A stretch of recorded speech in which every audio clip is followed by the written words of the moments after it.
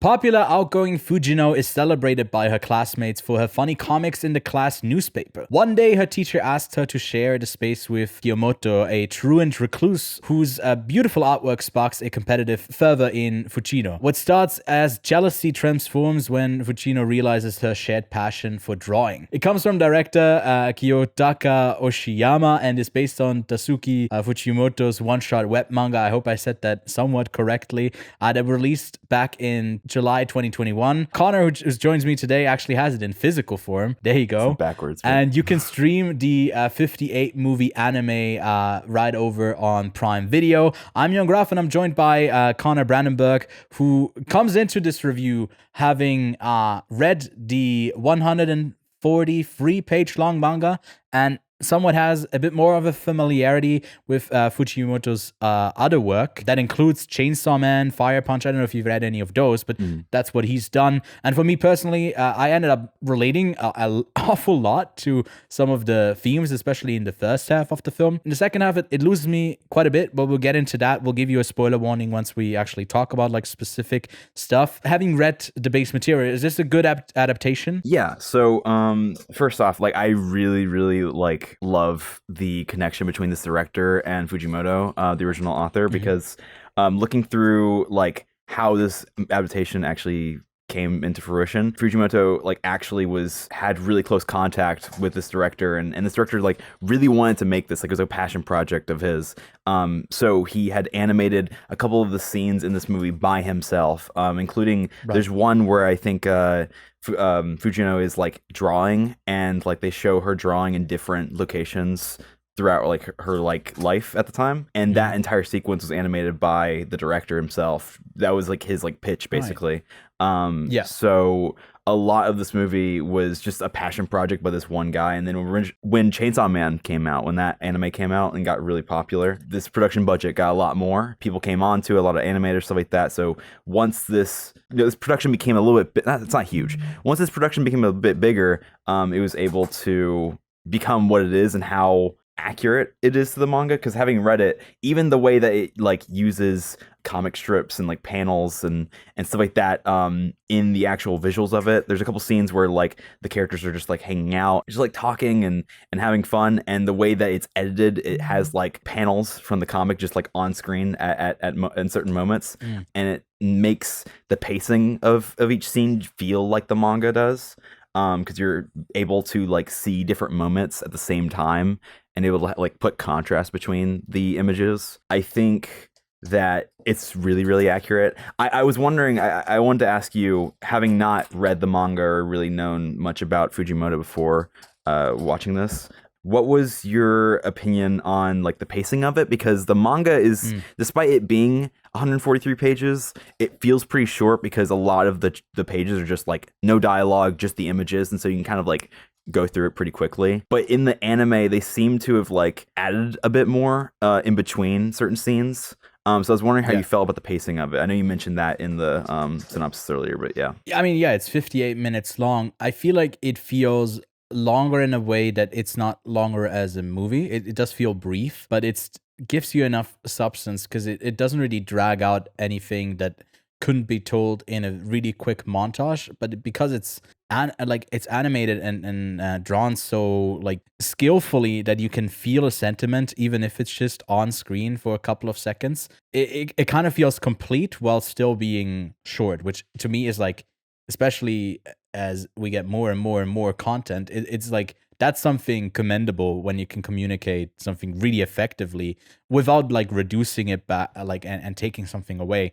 I think it does that like massively. I think some of the friendship moments when we see time pass in a somewhat cliched way, like seasons pass and you can see the background change. It all happens so quickly and kind of moving in and out of it with like painting and then nature and all of that. All the pacing is like really a positive standout to me for the film. Yeah, because I was that makes sense because this movie, despite it feeling like pretty short at times, it does have a pretty at least the first half has a pretty graceful like pace in terms of like it. Yeah, gradually. and it's not overly complicated. Yeah, no, it's a pretty simple plot. Yeah, right. like it's pretty focused on these characters. Doesn't really like complicate it too much. Yeah. Considering like the drama between these characters really only comes in around like 30 something minutes into the movie. In terms of like their disagreements and like where they're going in their lives and everything. I love how this movie is like adapted specifically because of how much it changes in that back half. I know you mentioned they have a little more issues in that back half and it kind of like lost you a little bit, but they Yeah. add a Because I little wasn't bit more. expecting it. Yeah, no, it's like so I shocking. wasn't expecting it to get. Yeah, I, yeah. It's really shocking, and you for a second you feel like, okay, is this just shock value for the sake of that, or is it tapping into the themes of creative stuntedness, or like I don't know, a notion of fate, or what that means, or where do we end up, and it gets very existential, and you don't expect it. Like, you already expect it to be maybe a slightly sad film, but then it just basically shows you that no matter what path you go down, you can't always be like kind of looking back. But then also the movie likes to look back at certain different scenarios playing out and how we affect each other's lives. But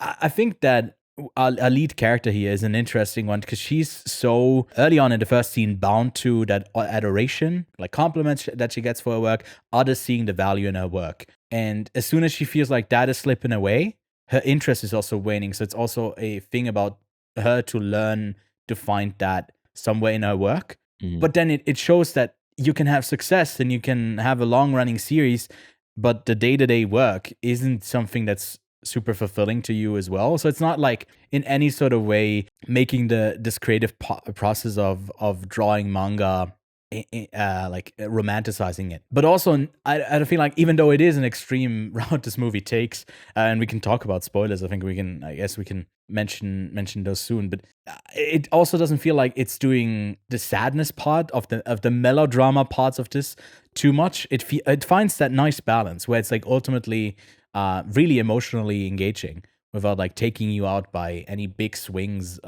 plot wise. It really roped me in. I totally agree. I mean, like, I feel like the best part of Fujimoto's work, especially from Chainsaw Man and Fire Punch, which are like his most popular stuff, they find a way to imbue a lot of like these like moments that could easily be like so tragic and so devastating that like they're nothing but that emotion, like for chapters upon chapters upon chapters.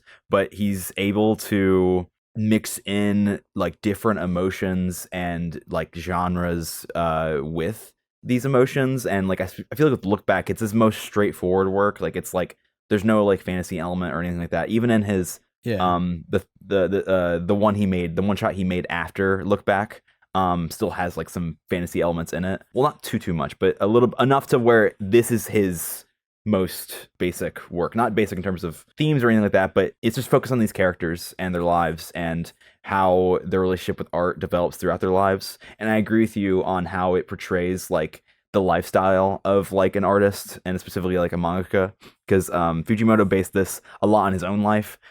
Even the ship name, like the relationship name for Fujino and the other character is like Fujimoto, like combined with both parts of their name. So it's like he sees both, like he sees both these characters as like a pieces of him in terms of like his artistic process. I love how he's able to use this story and the emotions that are in it to find some kind of catharsis with his work and his life.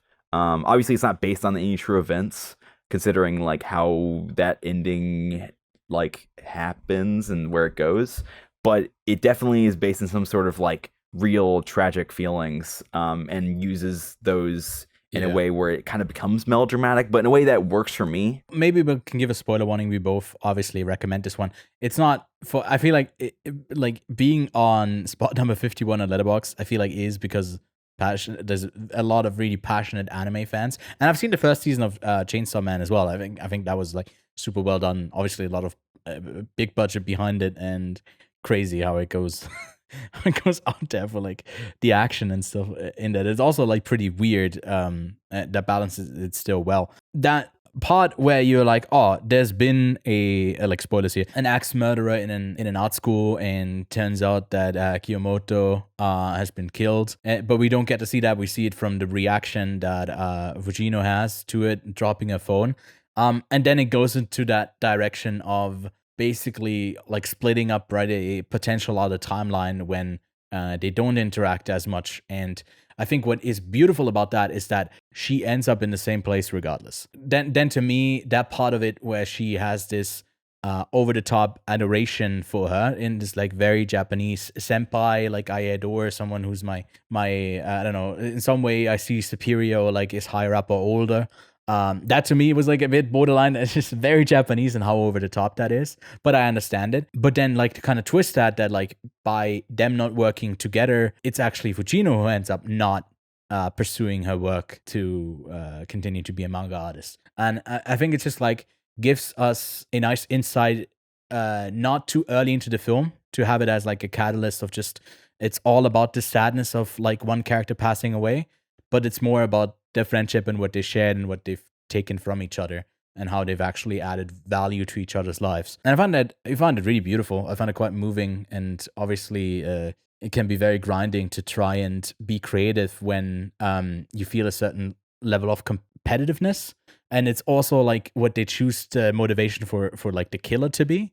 That like something was stolen, some kind of art was stolen, and that's fueling it, like some kind of his madness on, I guess, why he's lashing out. Right. It feels like it's very internal, like you say, a combination of Fujimoto seeing himself in this character, and maybe even in the one that's perpetrating this violence, like all of these emotions kind of swallowing up an artist's brain.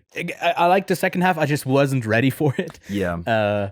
But I like the way how it transitions as well with like the Yongama, the like 4-panel strip that she draws, kind of going under the door, and only that small little thing, how that would have changed stuff. It's just it's pretty neat. Mm-hmm. And I like how genuine it also plays all of these emotions. It's not, maybe this doesn't make sense and it's like a long-winded argument, but we are so quick nowadays, especially the younger generation, to already filter something through. As soon as we see it, we can categorize it, we understand it, what kind of meme, where it originated from, and we don't really take something in anymore. And this movie, while watching it, I was really aware of this, that I'm just taking in whatever, even if it's cheesy or I see any sort of stereotypes or things I've seen before. It just felt like something's raw about like this type of feeling that an artist feels as they're going through, I don't know, not being enough or whatever. It just really connected with me, and I wanted it to stay in that in that like way the whole way through, and then it switches up and comes something slightly different. Mm-hmm. Maybe I just wasn't ready for that, but yeah, I mean, even like reading the manga, it was like so surprising. And like I said, they added even more to the moment where Fujino like rewrites time or whatever, where she like saves her from the axe murderer in that one scene near the end. Like they added so much to that scene. right. To the point where I think it's pretty funny, like that they're even rewriting like the scene from the manga in the in the anime. Yeah. Kind of seems like a bit like Fujimoto even like, you know, going back and even looking back on his work, which is like looking back on his work from the past. It's like, you know, the cycle of like going through his past work and like, you know, developing his style and his voice and stuff like that. And so I think this movie is in constant like communication with itself, and it's like reflecting on itself and what it means for not only its mangaka and the author, but the director as well. Like I said, it was a passion project for this director, and like it's his first big like feature. So the existence of this movie itself is like really important, especially for creators in Japan, because the animation industry and the manga industry is like iconically pretty horrible in terms of the treatment of animators, of writers, like artists, everything. So much so that a lot of mangakas, especially, grow sick after a long time. That's what people were worried about with Fujimoto, since he's still writing Chainsaw Man at the moment. That if he writes a lot more, then he's going to overwork himself, or he's going to like find himself in like a rut of some sort. And so like I feel like the existence of this movie is not only important for Fujimoto at the time of his life, where he's still working on something like Chainsaw Man, but also it's important for like the director and the animators that worked on this movie as well. So I really love it. I think it's pretty incredible, and I think it's like probably one of my favorite movies I've seen this year, especially animated movies. I don't think there's an anime movie that's come out this year that has captured the essence of like being an artist as much as this has. Yeah.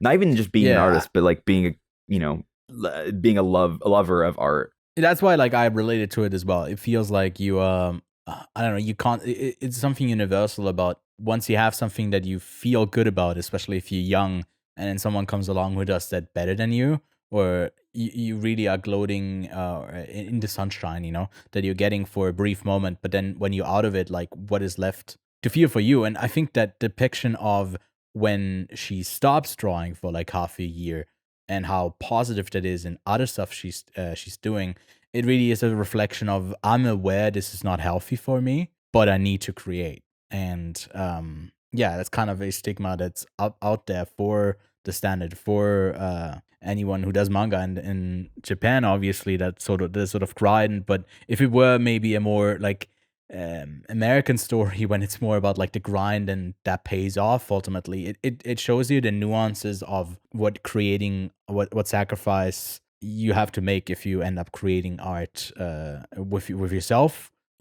Also the sort of adoration that you get from the many sometimes really don't mean anything if you just want it from the one person that's actually important to you, that you look up to, or that you feel like you're inferior by, and you have this constant thing of comparing yourself to each other, but you're both looking up to each other, and it's this like forced thing, warped view that we have of ourselves that's always lesser than someone else, even though they might look up to us.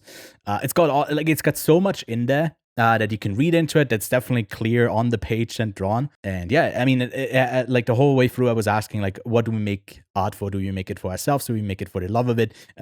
Like, does it need to have meaning for others, or can it just be for us? Like, a lot of those questions really come up in our touched on. I also like this quite a bit. I do like Memoir of a Snail a bit more, and maybe that's a bias because I got to chat with Adam Elliott, and you can find that interview on the channel. But I gave it an 8 out of 10.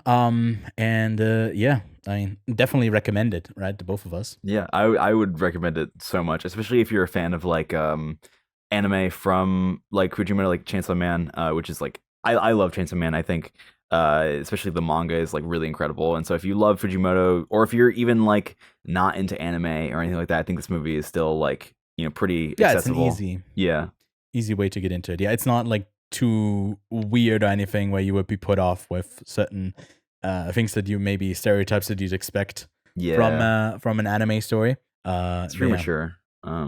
Which is like not really a case you can see with a lot of anime, especially I mean, like, Chainsaw Man, even Chainsaw Man is like at parts is like pretty juvenile, but like, but it has like a charming way. Is it pretty? Yeah, it has a nice mix of everything. Yeah, right. Yeah, he's an interesting artist overall. There's like a video that I would recommend anyone watching right now go see. It's like a video on YouTube. It's like called like Fujimoto Levitates, and it's like basically a video that he made before he made manga, and it's like him just jumping and acting like he's levitating. He seems like the craziest dude. He's very funny. Have you given us your rating yet? Oh, I give it a 9 out of 10. Sorry about that. I think no worries. It's definitely up there for me. I don't know if it's my favorite animated movie this year. I think that's still a flow for right now. But I love this movie. I would recommend it to like everyone. Yeah, go check it out yourself and let us know what sort of anime we should watch next, or what you thought of a look back. And we'll see you soon.